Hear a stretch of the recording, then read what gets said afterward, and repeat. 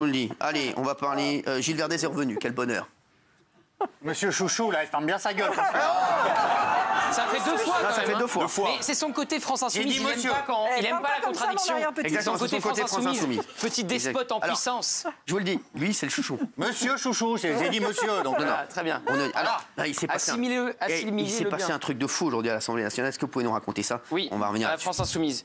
Donc, il y a le député Sébastien Delogu, très proche de Jean-Luc Mélenchon. Il a été son chauffeur et puis Jean-Luc Mélenchon a fait en sorte qu'il puisse se présenter. Et il a il est passé de chauffeur à député, lui. Et il a été député, c'est comme dans Sous le Soleil. Le mec, il est plagiste le matin, il est chirurgien le soir. Et donc, vous voyez, il a brandi un drapeau de la Palestine après le bombardement de Tsahal à... Non, mais lui, c'est incroyable. Ah ouais, donc lui, il était chauffeur. De Mélenchon. Maintenant, il est... Ouais, c'est pour ça qu'il a rencontré Jean-Luc Mélenchon. Ah ouais, d'accord. Et il est devenu député. C'est comme nous, chauffeur-livreur, il est chroniqueur.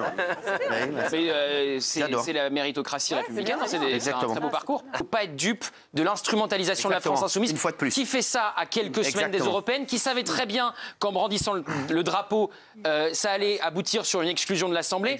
Et ce que disait Meyer Habib était intéressant, député. On va le voir. Il dit, si moi j'avais brandi un drapeau israélien, imaginez un peu la réaction de LFI. On connaît leurs outrances depuis le 7 octobre. Exactement, on va voir ce qu'il a... Et on va voir, ça a failli en venir aux mains. Entre David Guiraud et Meyer Habib. Et David Guiraud, qui était tout gentil, il venait ici.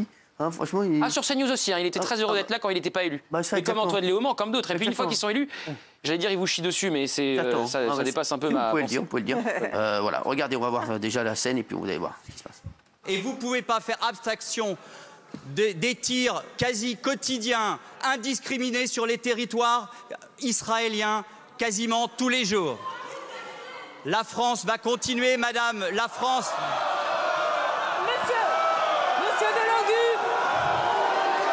Monsieur Delogu,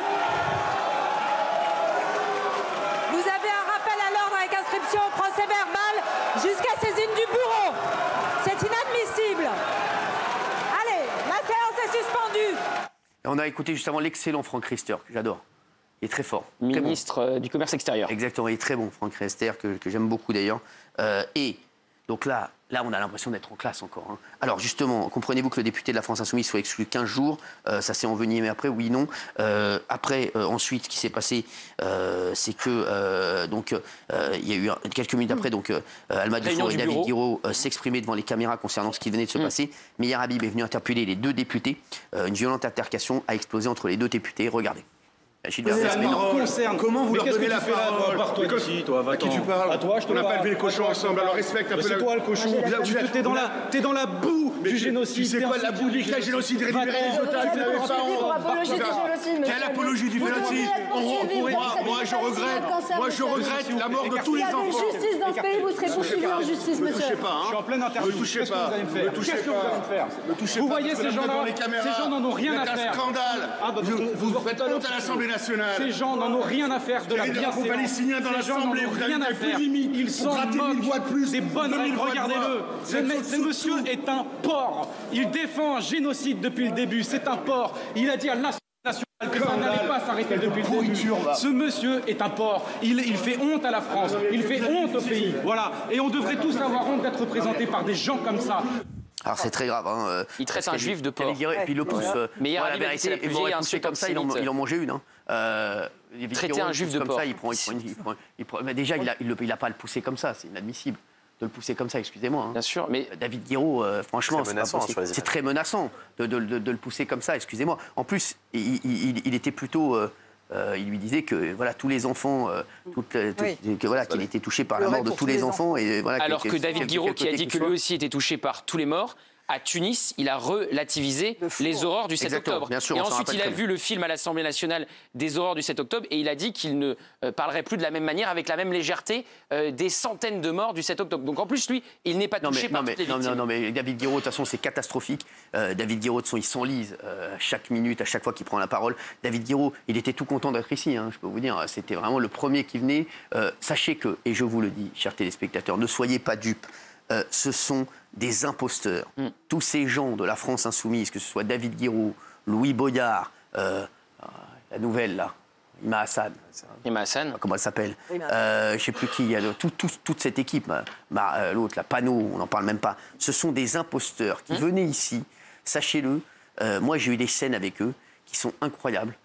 J'ai eu une scène incroyable. Un jour, Jean-Luc Mélenchon à la pub m'a dit tu sais, j'ai quelqu'un dans ma famille qui est juif. Hein. Donc, j'ai rien contre les juifs. Hein. Voilà. Donc, il vous a dit ça? Oui, bien sûr, il m'a dit ça. Pour vous dire, ils savent plus quoi faire pour faire leur pub. Ils sont d'un côté, de l'autre. Ils savent même pas ce qu'ils disent. Là, ils ont trouvé, je vous dis, en vérité, ils ont trouvé une posture. Ils se disent, on a quelques jours d'élection, ils perdent des points toutes les minutes, toutes les heures et tous les jours, ils perdent des points dans les sondages. C'est devenu catastrophique, la France Insoumise. Même on a eu le candidat communiste il y a un instant qui en parle comme si c'était la fin d'une histoire. Et d'ailleurs, tout le monde sait que c'est la fin d'une histoire. Et quand je vois David Guiraud qui s'enlise et qui, à mon avis, va avoir une bien piètre carrière politique, écoutez, on le voit bien qu'ils sont dans un engrenage et dans une stratégie de l'échec. Et actuellement, la France Insoumise n'existe plus. Et là, ce comportement-là, avec un autre député, et après, nous, on nous dit qu'on parle mal aux députés. Non, mais vous voyez pas, quand on voit cet exemple-là, quand on voit un exemple comme ça de David Guiraud, parce que Meyer Habib, j'ai la vérité, voilà, il a plutôt été, je trouve qu'il a été, il a pas tellement agressé. Hein. Puis bon, David Guiraud qui met un coup de pression et qui pousse comme ça les gens, c'est inadmissible. Hein. Excusez-moi, ça, franchement, c'est une image qu'on ne veut pas voir. Alors, est-ce que vous comprenez que le député de la France Insoumise soit exclu 15 jours? La plupart de oui, Valérie Bénaïm, bien sûr, oui, il n'y a que Gilles Verdez qui met non, mais on peut le comprendre, Gilles Verdez, c'est aussi... Il y a un drame absolu. Et comme la France Insoumise, il joue sa partition. Il y a eu un drame absolu avec des images, moi, qui m'ont retourné l'estomac, évidemment, parce qu'on les a tous vues, ces images de Rafah. Bien sûr. Ça vous tord les entrailles. Tu ne peux pas ne pas être insensible. Impossible d'être insensible à ce qui s'est passé. En l'occurrence, mais en revanche, là, ce député dont le nom m'échappe savait... Non, savait exactement ce qu'il faisait parce qu'il sait que c'est interdit dans l'hémicycle. On ne peut pas brandir un autre drapeau que le drapeau français. Ah oui. Donc il savait très bien que ça allait faire un buzz incroyable et qu'après, derrière, il pourrait, à quelques jours des élections, ramasser, entre guillemets, la mise. Donc c'est totalement cynique. Ces personnes ont fait un rapport sur l'audiovisuel. Comment ils peuvent avoir une crédibilité quand ils font ça, quand ils font que des buzz, quand ils n'ont aucune... ils sont en train de, vraiment, je vous le dis, de salir toutes les institutions actuellement. Hein, et ils sont en train de foutre un bordel monstre partout où ils passent et ils veulent donner des conseils à l'audiovisuel. Écoutez-moi, quand je vois David Guiraud, comment il insulte de porc, parce que c'est plus grave, hein, ce qu'il a dit de dire à un mec t'es un porc, plutôt que ce qui s'est passé avec Louis Boyard ici, je peux vous dire qu'ils n'ont plus aucun conseil à nous donner. Mais il dit pas ça à un mec, il dit ça à un homme juif. Exactement, un député. Député. Voilà. Et Meyer Habib a dit tout à l'heure que c'était la plus vieille insulte antisémite de l'histoire, traitée de porc un juif. C'est très grave. Non, mais c'est très grave. Parce que lui, normalement, pour moi, il est disqualifié, encore une fois. Alors, Gilles Verdez, c'est normal, il joue sa partition. Voilà, on le sait. Hein. Gilles Verdez, donc, il ne comprend pas que le député de la France Insoumise soit exclu 15 jours.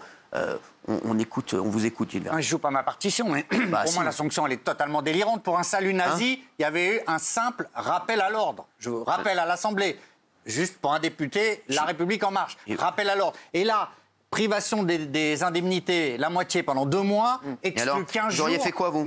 C'est le minimum. Rappel à l'ordre, c'est tout. Rappel à l'ordre. Arrêtez, Gilles Verdez. Arrêtez. Vous savez pourquoi ils ont fait ça? C'est parce que il y a des incessant. Mais c'est incessant. C'est comme un élève qui fait tout le temps des conneries. À un moment, ils disent on n'en peut plus. Donc Gilles Verdez, vous défendez une fois de plus l'indéfendable. Mais non, pas du tout. Mais vous jouez votre partition, c'est normal. Mais je joue pas ma partition. Je dis lui, il fait un acte politique, il brandit. Non, mais c'est interdit. Bien sûr que c'est interdit. Je sais que c'est interdit comme un salut nazi, mais c'est un truc politique. Gilles Verdez, votre exemple n'est pas le bon. Ça n'a rien à voir. Pourquoi? Parce que un salut nazi, c'est immonde. Je peux rejoindre Gilles, c'est que la sanction était trop faible. Exactement. À la limite, dire que la sanction était trop faible pour le gars de Renaissance, oui. Mais là, la sanction, arrêtez. Mais c'est disproportionné. Mais arrêtez, c'est pas du tout disproportionné. Il brandit un drapeau sous le coup de l'émotion. Mais arrêtez, Gilles Verdez. C'est un acte politique. Il insulte c'est pas du tout de l'émotion. Mais il insulte personne. Mais c'est pas du tout de l'émotion. On va se retrouver dans un instant, les chéris. On va voir ce que vous en pensez. À tout de suite, les chéris.